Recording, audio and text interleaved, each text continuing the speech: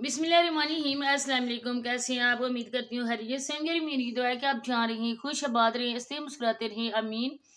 और आप सोच रही होंगे कि ये मैंने आज क्या लगा दिया है इधर, तो आपने अगर इसको सरसरी पढ़ा है तो आप इसको स्टॉप करके पढ़ें, जूम करके पढ़ें, और फिर आपको पता चलेगा कि ये मैंने क्यों लगाया है। मैंने इस वजह से लगाया है कि आज जो भाषण दे रहे थे जावेद अंकल और साबरा, उनकी वजह से मैंने ये लगाया है, क्योंकि आप लोगों को पता है कि निकाह पे निकाह करना कितने बुरी बात है, और कानून की नुक्ता नज़र से और इस्लाम के नुक्ता नज़र से उस इंसान को क्या सज़ा होती है, और कानून उनके लिए कौन सी सज़ा और कौन सी दफ़ा तजवीज़ करता है। इसी वजह से ये मैंने लगाया है आप लोगों के सामने, आप इसको पढ़ सकते हैं। क्योंकि कोई भी इंसान अगर एक बार इनका नाम लेकर और इनका कसूर बताकर कंप्लेन करता है, चाहे वो बंदा इस पाकिस्तान में है या पाकिस्तान से बाहर है, जब इन दोनों को अदालत तलब करेगी और अदालत पूछेगी कि आप लोगों का ये जुर्म है और आप लोगों ने हमें अपने डॉक्यूमेंट्स जो है ना वो दिखाने हैं और अपने निकाह का सबूत और प्रूफ देना है। अगर ये बंदे ना दे सके, क्योंकि इनके पास है भी नहीं ना, ये दे भी नहीं सकते, क्योंकि इसके बाद इन्होंने आज तक किसी को नहीं भी दिखाया, और आईडी कार्ड साबरा का अभी तक नदीम भाई के नाम से ही बना हुआ है। तो इसके बाद इनको जो सजा होगी वो सबके सामने है, क्योंकि इमरान खान साहब एक लीडर हैं पाकिस्तान के, और बहुत ही मजबूत जमात के लीडर हैं। उन लोग को देखो, उसके बिशरा बीबी के पहले हस्बैंड हावर मानिका ने उन पे ये कंप्लेन की थी कि मेरी बीवी ने इद्दत के दौरान निकाह कर लिया, मतलब कि उसकी इद्दत पूरी नहीं हुई थी। तो उनको क्या सजा हुई है ये भी आप लोगों के सामने है, चाहे जिस तरह से भी उन लोगों ने सजा दिलवाई है, लेकिन जज ने जो भी कानून इधर रखा है वो उधर दफा होगी। और इन लोगों ने तो भाग्य शादी की है, निकाह पे निकाह किया है, इसके बाद आप खुद सोच सकें इन दोनों को कौन सी सजा हो सकती है। लेकिन ये दोनों उसकी तरफ से आंखें बंद करके अपनी बात से इनकारी हैं। आज तक इन लोगों ने हम लोगों के पूछ पूछ के गले खुश्क हो चुके हैं कि आप लोग अपने निकाह का प्रूफ दो। हम लोग बात करते हैं, लोग हमें कहते हैं कि आप क्यों बात करते हैं, आप गीबत करते हैं।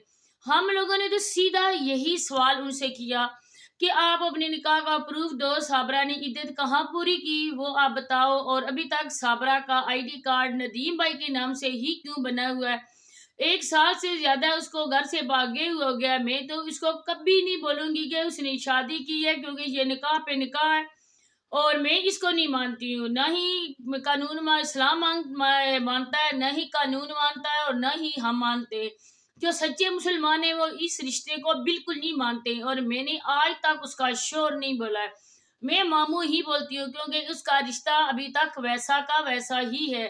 कोई इसने निकाह नहीं किया, न ही इस जैसे कागजी रिश्ते को कोई निकाह कहता है।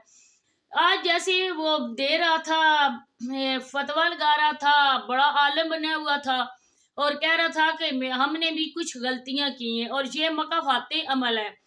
कोई किसी का बुरा अगर करता है तो उसके साथ बुरा होता है।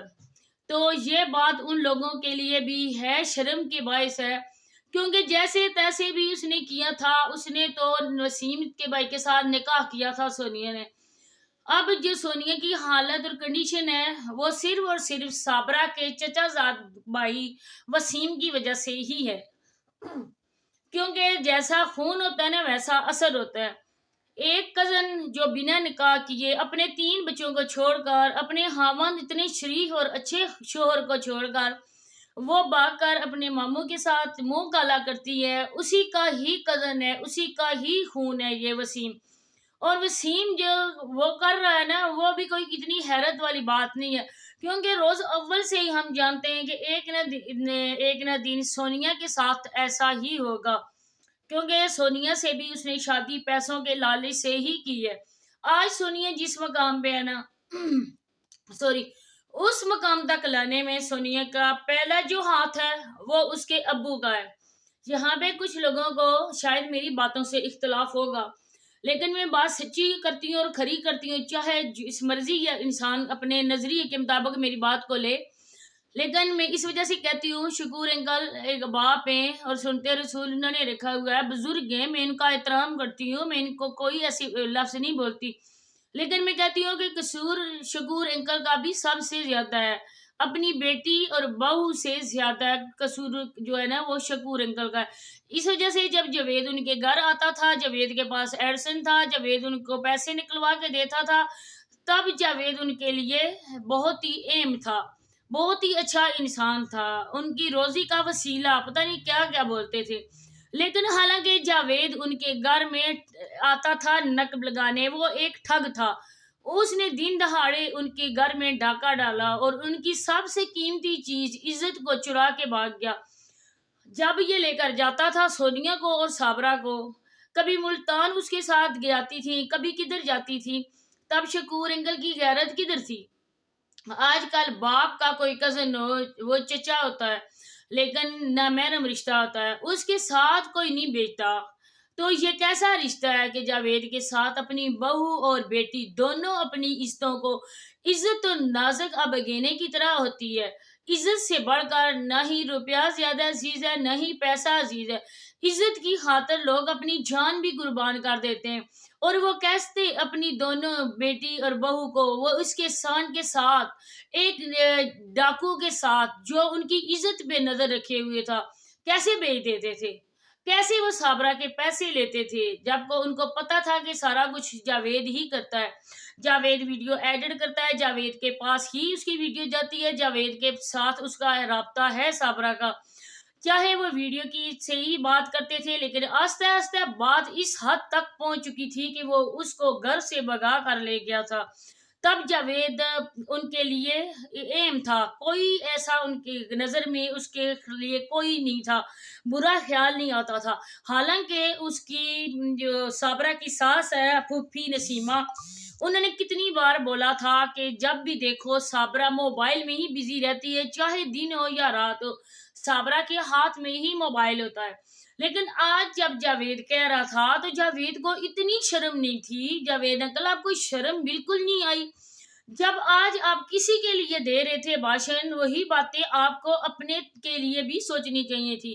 آج آپ نے کہا ہے کہ کچھ غلطیاں ہماری بھی ہیں، کچھ غلطی نہیں ہے، بہت بڑی غلطی ہے، اتنی غلطی شاید آپ لوگوں کے گاؤں میں کسی نے نہیں کی، کیونکہ آپ نے جو غلطی کی ہے نا وہ غلطی کوئی سدھار نہیں سکتا ہے، کیونکہ وہ غلطی اسلام سے، انسانوں سے پہلے اسلامی نقطہ نظر سے وہ بہت ہی بری ہے، اس کے لیے سزا اور کون سی دفعہ لگے گی وہ میں نے لگایا ہوا ہے۔ اور آپ نے یہ نہیں سوچا کہ میں 3 بچوں کی ماں کو ان بچوں سے جدا کر رہا ہوں، بچوں کے سر سے سیبان کو چھین رہا ہوں، کیونکہ ماں اور باپ بچوں کے سر کا سیبان ہوتے ہیں۔